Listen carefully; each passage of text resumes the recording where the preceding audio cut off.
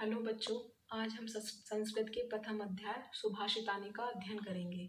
सुभाषितानी शब्द का अर्थ होता है सुंदर वचन। तो सुंदर वचन के माध्यम से हम कैसे लोगों को प्रभावित करते हैं, बड़ों के प्रति सम्मान की भावना को व्यक्त करते हैं, गुरुजनों के प्रति श्रद्धा का भाव लाते हैं। सुंदर वचन बोलने से, अच्छे वचन, मधुर वचन बोलने से चरित्र की भी रक्षा होती है, जीवन मूल्यों की भी अभिवृद्धि होती है। हमारे अंदर शुद्धता, शुद्धता का मतलब होता है कर्म की, वचन की, मन की शुद्धता तथा सत्य का भाव विकसित होता है। सच्चाई बोलने की क्षमता हमारे अंदर आती है। तो आज हम सुभाषितानी अध्याय को पढ़ेंगे। प्रथम श्लोक। अभिवादनशीलस्य नित्यं वृद्धोपि सेविने चत्वारि तस्य वर्धन्ते आयु विद्या यशो बलम। देखिए, अभिवादनशीलस्य यानी कि बड़ों का सम्मान करने से, अभिवादन करने से, नित्यम हमेशा, वृद्धोपि सेविने वृद्धों की सेवा करने से, चत्वारि तस्य वर्धन्ते, चत्वारि मीन्स चार, तस्य मतलब उसकी, वर्धन्ते यानी बढ़ती है। क्या क्या बढ़ती है? आयु, विद्या, यश और बल। तो देखिए, बड़ों का सम्मान करने से, हमेशा उनकी सेवा करने से हमारी चार चीजें बढ़ती है। कौन कौन सी चार चीजें बढ़ती है? आयु, विद्या, यश और बल। अब देखिए, इसमें आपका एक क्वेश्चन कवर होता है। अभिवादनशीलस्य कानि चत्वारि वर्धन्ते। कानि चत्वारि वर्धन्ते? आयु, विद्या, यश और बल। हमारा पहला श्लोक कंप्लीट होता है। अब हम बढ़ते हैं हमारे दूसरे श्लोक की तरफ। यथा खनन खनित्रेण नरो वार्यादि गच्छति तथा गुरुगतां विद्यां शुश्रूषु अर्धि गच्छति। देखिए, यथा, यथा मतलब जिस प्रकार, खनन खनित्रेण खुदाल अपनी खुदाई के द्वारा, नरो वार्यादि गच्छति, नरो मनुष्य, वार्यादि गच्छति मतलब पानी तक पहुंच जाता है। जिस प्रकार एक खुदाल खुदाई के द्वारा नीचे से जमीन खोदकर पानी को निकाल लेता है, तथा उसी प्रकार गुरुगताम विद्या, गुरु के पास जाने से विद्या प्राप्त होती है। कैसे? शुश्रूषु अधिगच्छति, उसकी सेवा करने से, उसकी शुश्रूषा करने से।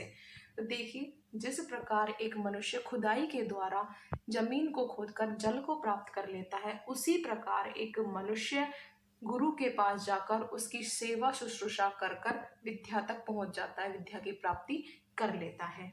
अब देखिए, इसमें एक संधि विच्छेद आया है, वार्यादि गच्छति। इसको हम तोड़ेंगे, इसका संधि विच्छेद करेंगे तो आएगा वारी प्लस अधिगच्छति। इसमें एक क्वेश्चन भी बनता है, गुरुगताम विद्याम के अधिगच्छति, गुरु के पास जाने से विद्या कैसे प्राप्त होती है? इसका आंसर है शुश्रूषु, मतलब गुरु की सेवा करने से। जैसे देखिए, इसमें हम एक क्वेश्चन और बना सकते हैं। ऊपर वाली लाइन में देखिए, नरो वार्यादि गच्छति, इससे बन सकता है हमारा एक क्वेश्चन, नरे कथम वार्यादि गच्छति। तो मनुष्य पानी को कैसे प्राप्त कर सकता है? खनन खनित्रेण। खनन खनित्रेण का मतलब होता है खुदाल के द्वारा खुदाई करने से। आइए तो बढ़ते हैं हमारे नेक्स्ट श्लोक की तरफ। तीसरा श्लोक।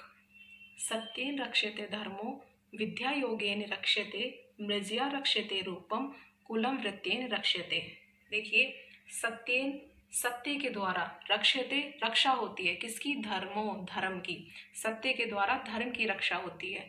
विद्या योगेन रक्ष्यते, योगेन, योगेन का मतलब होता है अभ्यास करना। तो अभ्यास करने से विद्या रक्ष्यते, विद्या की रक्षा होती है।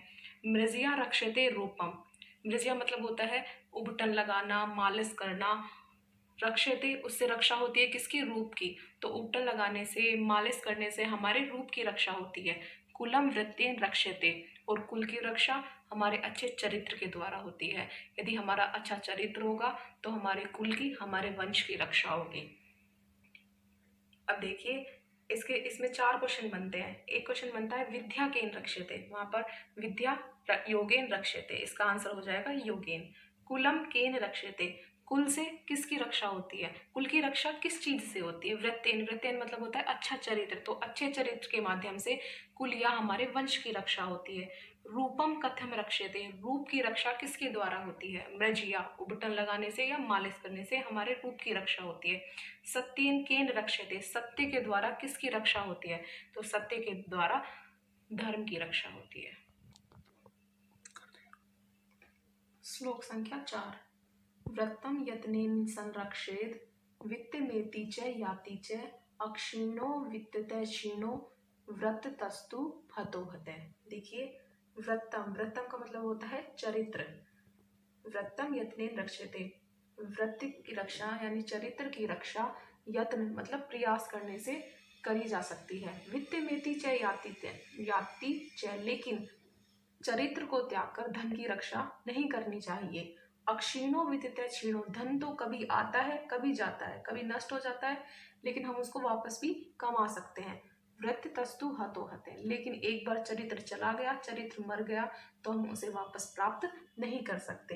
देखिए, इसका मतलब ये हुआ कि हमें हमारे लिए चरित्र ज्यादा महत्वपूर्ण है, क्योंकि धन का तो क्या है, धन तो कभी आता है कभी जाता है, तो धन के लिए कभी भी अपने चरित्र को नहीं गिराना चाहिए, हमेशा चरित्र की रक्षा करनी चाहिए, क्योंकि धन तो वापस हम फिर से प्राप्त कर सकते हैं, लेकिन चरित्र यदि एक बार चला गया तो उसे हम कभी भी प्राप्त नहीं कर सकते।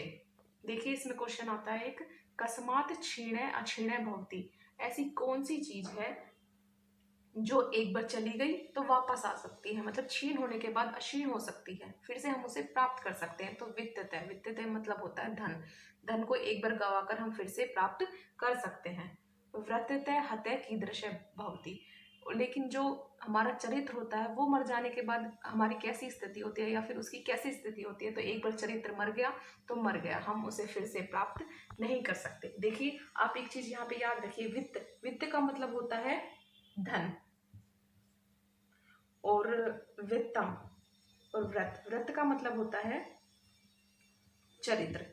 इस चीज का विशेष ध्यान रखिए, क्योंकि बहुत सारे बच्चे होते हैं जो इस चीज में गलती करते हैं। तो वित्त का मतलब होता है धन, और व्रत, व्रत का मतलब होता है चरित्र, हमारा करेक्टर हमारा कैसा है। देखिए, प्रथम एकांश के चारों श्लोक कंप्लीट होते हैं। अब हम करते हैं इनके क्वेश्चन आंसर। तो पाठगत प्रश्न 1.1, इसमें पहला क्वेश्चन है, अभिवादन शीलस्य कानि चत्वारि वर्धन्ते, सम्मान करने से, अभिवादन करने से कौन सी चार चीजें बढ़ती है? आयु, विद्या, यश, बलम च। दूसरा क्वेश्चन है, नवे कथम वार्यादि गच्छति, एक मनुष्य पानी को कैसे प्राप्त कर सकता है? खनन खनित्रेण, खुदाई करके। तीसरा क्वेश्चन है, गुरुगताम विद्याम के अधिगच्छति, गुरु के पास जाने से विद्या कैसे प्राप्त होती है? शुश्रूषो, गुरु की सेवा शुश्रूषा करने से। कस्मात क्षीणम अक्षीणः भवति, कौन सी ऐसी चीज है जो एक बार नष्ट हो जाने के बाद फिर से प्राप्त की जा सकती है? वित्ततः मतलब धन। विद्या केन रक्षते, विद्या के द्वारा किसकी रक्षा होती है? विद्या की रक्षा हम किसके द्वारा कर सकते हैं? योगेन मतलब अभ्यास के द्वारा हम विद्या की रक्षा कर सकते हैं, अभ्यास करके हम विद्या को और अच्छे से प्राप्त कर सकते हैं।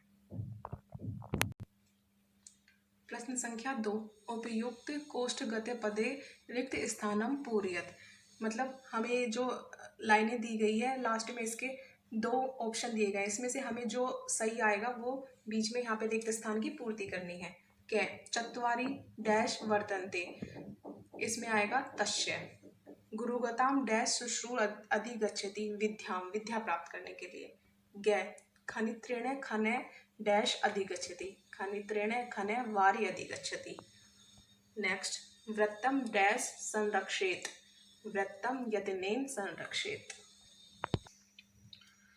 नेक्स्ट, प्रश्न संख्या 3, उपर्युक्त उत्तरम चिन्हेन अंकनीयम, जो इन चारों में से जो आंसर सही है उस पर टिक लगाना है। पहला क्वेश्चन है, गुरुगताम विद्याम के अधिगच्छति, गुरु के पास जाने से विद्या कैसे प्राप्त होती है? पहला ऑप्शन है ब्रह्मचारी, परिश्रमी, तीसरा है शुश्रूषु, मेधावी।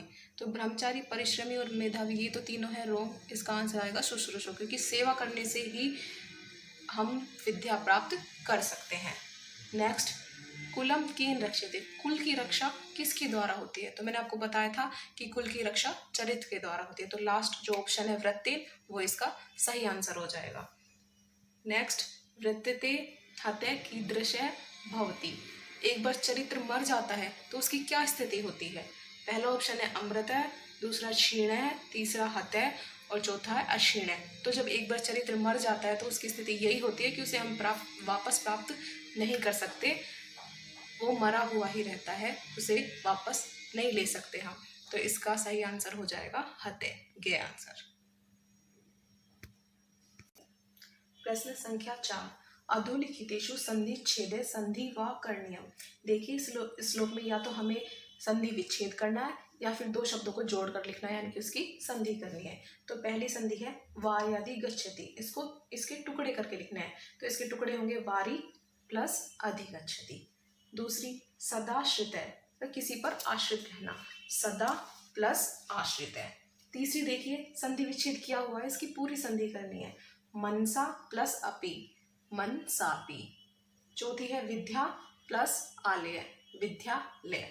देखिए इस प्रकार हमारे प्रथम एकांश के सारे क्वेश्चन कंप्लीट होते हैं। अब हम रिवीजन कर लेते हैं एक बार। पहला श्लोक हमने पढ़ा था, अभिवादन शीलस्य नित्यं वृद्धोऽपि सेविने चत्वारि तस्य वर्धन्ते आयु विद्या यशो बलम। मतलब अभिवादन करने से हमारी 4 चीजें बढ़ती है। यदि हम बुजुर्गों की, वृद्धों की सेवा करते हैं तो आयु, विद्या, यश और बल, ये 4 चीजें बढ़ती है। दूसरा हमने देखा था यथा खनन खनित्रेण, मतलब जब जिस प्रकार से खुदाई करके हम जल को प्राप्त कर सकते हैं, उसी प्रकार हम गुरुओं की सेवा कर कर विद्या को प्राप्त कर सकते हैं। तीसरा श्लोक हमने देखा था सत्य रक्षते धर्मो, मतलब सत्य के द्वारा हम धर्म की रक्षा कर सकते हैं, अभ्यास के द्वारा हम विद्या की रक्षा कर सकते हैं, उबटन लगाने से या मालिश के द्वारा हम रूप की रक्षा कर सकते हैं, और अच्छे चरित्र के द्वारा हमारे कुल की, हमारे वंश की रक्षा होती है। चौथा श्लोक हमने देखा था व्यत्यम यत्नेन संरक्षते, मतलब हमें हमारे चरित्र को हमेशा संभाल कर रखना चाहिए। धन के लिए कभी भी चरित्र को गंवाना नहीं चाहिए, क्योंकि धन हम फिर से प्राप्त कर सकते हैं, लेकिन चरित्र यदि एक बार चला गया तो हम कभी भी प्राप्त नहीं कर सकते। इस प्रकार हमारा प्रथम एकांश समाप्त होता है। द्वितीय एकांश की बात करेंगे नेक्स्ट क्लास में। Thank you very much.